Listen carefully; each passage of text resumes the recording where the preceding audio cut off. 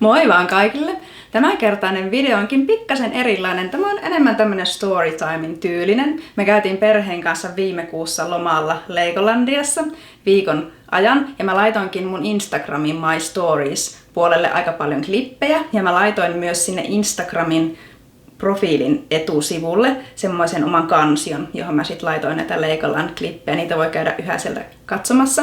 Mut mä sit kuitenkin päätin, että mä teen myös semmoisen pienen matkavlogin. Mä ensin ajattelen, että en tekisi ollenkaan, koska mä tein viime vuonna meidän Legolandian reissulta oman matkavlogin ja se on ihan hauska. Niin mä linkitän sen tuohon, käykää katsomassa, mutta tänä vuonna me loppupeleissä sit nähtiin kuitenkin vähän kaikkea uutta ja erilaista, niin mä ajattelin, että no okei, tehdään vielä sit matkavlogi, mutta tämän kertaisella videolla mä ajattelin kertoa tarkemmin tästä majoituksesta. Mä sinne Instagramin puolelle ja siitä jotakin laitoin ja sit mä lupasin, että mä teen tästä vähän kattavamman videon, että mitä tässä oikein tapahtui. Eli me lennettiin tänä vuonna suoraan Billundiin, jossa Legoland sijaitsee. Viime vuonna me lennettiin Kööpenhaminaan ja sieltä sitten otettiin auto ja ajettiin vähän enemmän Taskan alueella. Nyt me lennettiin suoraan sinne Legolandiaan ja vuokrattiin kuitenkin sieltä auto. Mä vuokrasin meille mökin Hovpori tämmöisestä kylästä. Sinne on noin 20 kilsaa Legolandiasta. Legolandian ympärillä on tosi paljon kaikkia kivoja mökkejä, asuntoja, hotelleja. Niitä kannattaa hyödyntää, koska Legoland hotelli on ihan sairaan kallis. Niin näitä mökkejä kannattaa hyödyntää ja auton vuokraaminen on tosi helppoa ja kohtalaisen edullistakin siellä. Niin joo, mä sit vuokrasin mökin, koska mä oon huomannut, että lasten kanssa kun liikkuu, niin nämä mökit on tosi käteviä. Niissä on tilaa, niissä on oma keittiö. Hotelleissahan on ihana se aamupala, mutta meillä pojat ei sitä hirveästi välitä. Niin mökit on tilavampia ja ne on edullisempia. Tämäkin mökki oli 550 suunnilleen viikko, mikä on aika edullinen. Ja tämä oli saanut ihan hyvät arvostelut netissä. Mä vuokrasin tämän Booking.comin kautta, mutta se firma, joka tätä mökkiä vuokrasi, oli Novasol. Novasol on myös Suomessa, mutta tämä oli se tanskalainen versio. Ja Bookinghan ei vastaa mistään, se on vaan se sivusto. Et Novasol oli tästä vastuussa tästä vuokrauksesta. Ja mä sain sitten mailiin kaikki vahvistukset ja kaikkea tietoa ja mä otin kaikki tiedot ylös ja printscreenit oikein niistä kaikista. Sitten mä sain mailin, jossa oli liitetiedosto ja mä en saanut sitä liitetiedostoa auki, se herjäsi jotakin virhettä. Mä en ollut ihan varma mitä siellä liitetiedostossa on, niin mä laitoin mailia tänne firmaan, mä ilmoitin, että me tullaan illalla 7-9 välissä ja sitten mä kysyin, että miten me saadaan avain tänne mökkiin. Niin he vastas mulle vaan, että okay, that's fine. Ja ne ei mitenkään reagoinut siihen mun kysymykseen, niin mä ajattelin, että onko tämä nyt jotenkin tyhmä, turha. Et yleensä näillä camping-alueillakin on joku respa tai joku numero edes, mihin voi olla yhteydessä, niin mä ajattelin, että no okei, ehkä tämä nyt oli sitten vähän turha kysymys. Mun oli tarkoitus soittaa tänne firmaan kuitenkin vielä, viimeistään silloin lähtöpäivänä, mutta siinä kaikessa kiireessä se jäi. No, me saavuttiin sitten tänne mökille illalla. Ja siellä seinässä oli semmoinen pieni keybox, avainlaatikko, johon oli PIN-koodi ja se avain oli siellä sisällä. Ja mulla oli sähköpostissa yksi PIN-koodi. Mä heti oletin, että no se on. Mutta se ei toiminutkaan siihen. Ja sitten mä yritin soittaa tänne firmaan, mutta heillä oli kaikki puhelinlinnat mennyt 7 kiinni.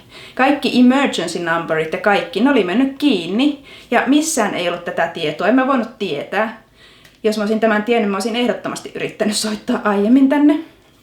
No, me ajettiin sitten läheiselle hotellille. Me oltiin nimittäin viime vuonna yötä tässä samassa kylässä Hovpori Crow hotellissa ja se oli tosi ihana ja siisti. Se on vähän kalliimpi luonnollisesti kuin nämä mökit, niin mä nyt ajattelin, että mä en sitä tänä vuonna olisi raskinut ihan viikoksi ottaa.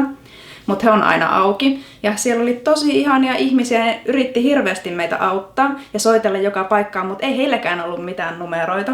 Sitten tässä hotellin vieressä on sellainen pieni ruokakauppa, niin sen omistaja tuli kotoa myöskin apuun ja kaikki yritti auttaa, mutta ei se ongelma mihinkään ratkennut. Meillä oli väärä PIN-koodi. Niin me sitten lopulta jouduttiin olemaan tämä ensimmäinen yö tuossa hotellissa. Ja mä sanoin sinne hotellin henkilökunnalle, että voitaisiko me saada vähän leipää tai jotain. Meillä on syöty, kaikki kaupat on kiinni. Me ei tarvita hirveästi mitään, mutta saadaanko me muutama leipäpala? He toi sit sinne meidän huoneeseen tarjottimen täynnä leipää ja hedelmiä ja kaikkea ihanaa ja mä olin tosi otettu, eikä he sitä mitään velottanut. Ja sitten oltiin se yö siellä hotellissa ja mä aamulla heti soitin tänne firmaan. ja sain sen oikean PIN-koodin. Ja he vähän jotenkin suhtautuivat sille, että no miksi et soittanut aiemmin. Ja mä olin taas sitten ihmeissään, että no mä tiedustelin tätä asiaa, kukaan ei mulle vastannut ja miten teillä voi olla tämmöinen systeemi, että tämä heidän systeemi ei todellakaan meillä toiminut. Ja mä sain vielä puhelimen päähän jonkun vähän enemmän johtohenkilönkin. Mä kävin hänenkin kanssa tiukkaa sanailua siinä, kun mä yritin kovasti pitää puoliani ja selvittää tätä hommaa, että eihän tämä nyt ole reilua. Että siellä kuitenkin nämä kaikki paikalliset yritti hirveästi pitää meidän puolia ja hekin olisivat olleet valmiita puhumaan näiden henkilöiden kanssa, mutta ei he tietenkään halunnut. Ja kaikki oli sitä mieltä, että kyllä meidän jotakin korvauksia pitäisi saada, ainakin se hotelli. Mutta ei, he oli sille, että ei mitään ei korvata, tämä ei ole meidän vika. Ja mä lähetin tälle naiselle, joka oli sillä puhelimen päässä, kaikki nämä print screenit, kaikki nämä kuvakaappaukset näistä mun maileista ja juuri tästä keskustelusta, mitä mä olin käynyt aiemmin, niin ei hän muuta kuin vaan pahoitteli sitä, että no voi harmi, kun kollega ei vastannut tähän sun kysymykseen, mutta se oli just se kriittinen asia, joka sitten aiheutti tämän kaiken. Me oltaisiin tarvittu vaan se yksi PIN-koodi, mutta ei. No me päästiin sitten sinne mökkiin seuraavana aamuna, kun meillä oli se oikea PIN-koodi. Se mökki oli tosi iso, siellä oli 3 makkaria, olohuone, keittiö, lapset tykkäs hirveästi. Siellä oli kylpyhuone, siellä oli sauna, joka ei toiminut ja siellä oli poreamme, mutta jos sen täytti täyteen vedellä, no millä muulla, niin kun sen laittoi täyteen, niin kuumaa vettä ei riittänytkään sitten loppuillaksi enää muille.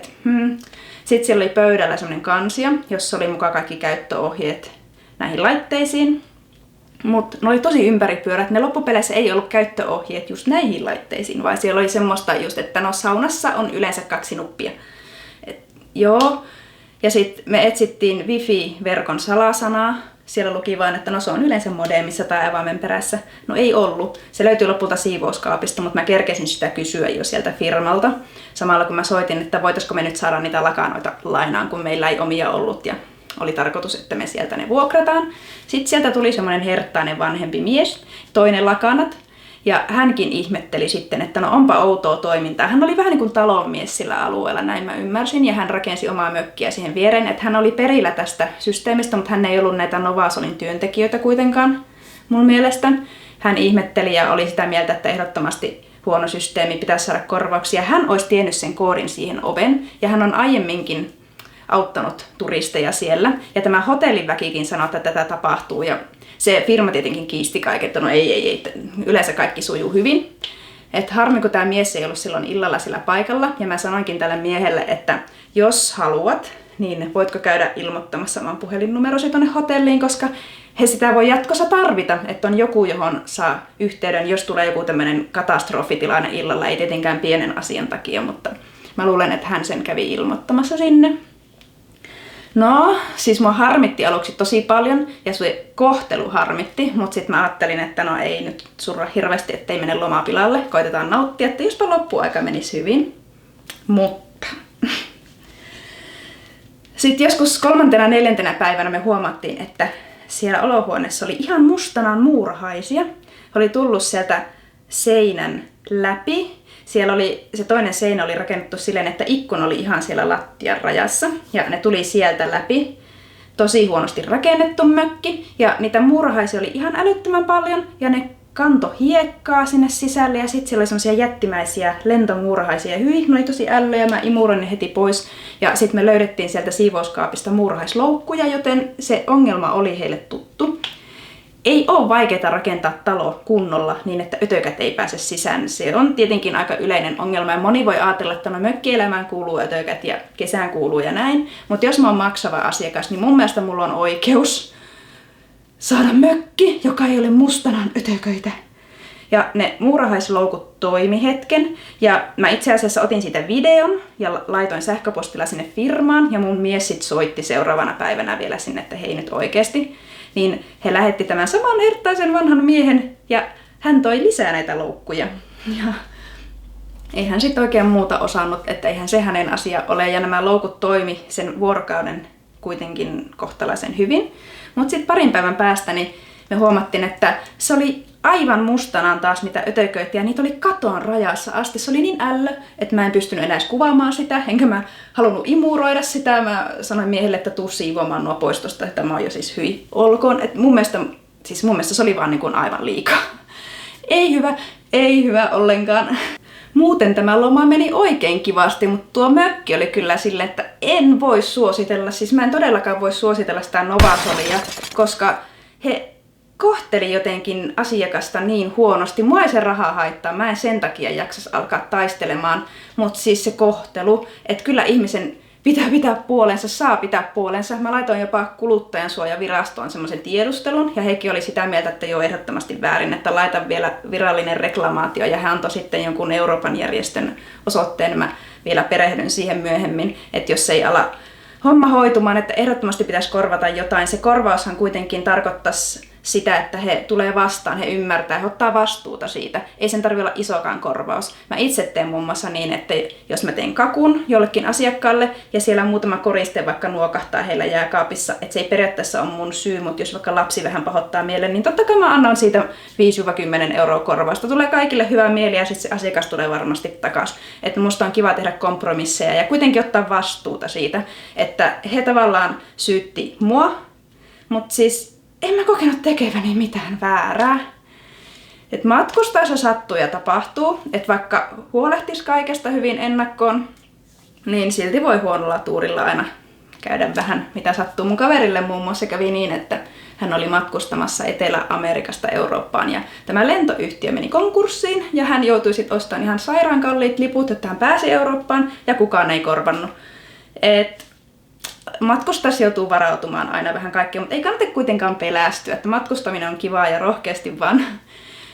Ja mä oon ollut tosi paljon erilaisissa hotelleissa ja majoituksissa, mä oon matkustanut tosi paljon.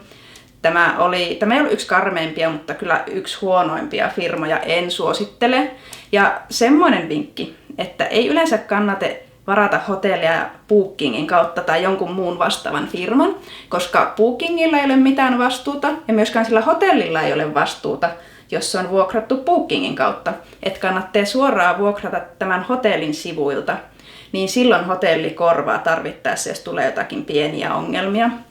Että semmoisen mä oon huomannut tämmöinen kokemuksen kautta, että se ei hirveän paljon kalliimmaksi tuu, jos vuokraa tai varaa suoraan hotellista. Joskus siinä voi olla 20 ero, mutta joskus on jopa halvempaa, että semmoinen vinkki voin tässä antaa. Mä ajattelin, että mä voisin tehdä ihan ehkä erillisen videon, vähän tämmöisen storytime-tyyppisen, että kauheimmat yöpymispaikat, missä mä oon ikinä ollut.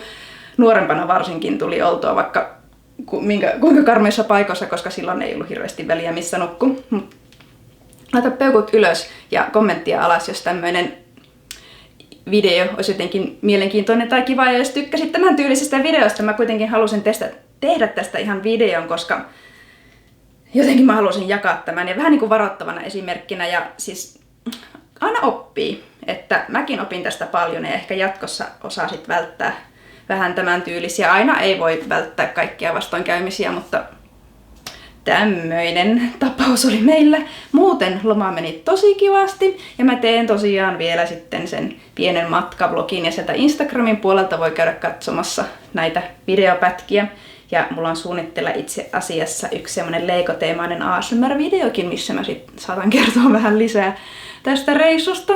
Mut näin, kiitos tosi paljon kun tulit käymään minun YouTube-kanavalla. Nähdään pian taas. Moi moi!